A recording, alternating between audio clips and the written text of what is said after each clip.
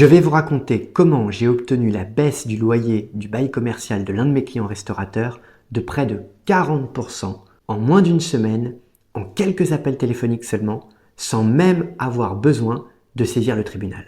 Il faut savoir que le code de commerce et le code civil mettent à la charge du bailleur des obligations strictes et notamment une obligation de délivrance. Concrètement, le local commercial doit être propre à l'activité auquel il est destiné. Or, s'agissant d'un bail de restaurant, le bailleur doit impérativement mettre à la disposition de son locataire un système d'extraction.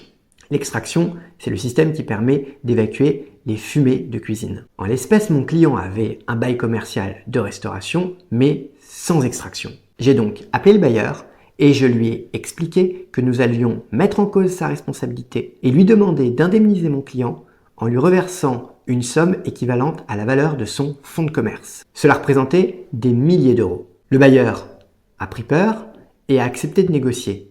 Et il avait raison, car si j'avais saisi le juge, nous aurions gagné, car cette argumentation est suivie de manière systématique par les tribunaux au terme d'une jurisprudence constante. Pour éviter le procès, le bailleur a accepté de baisser le loyer de presque 40%.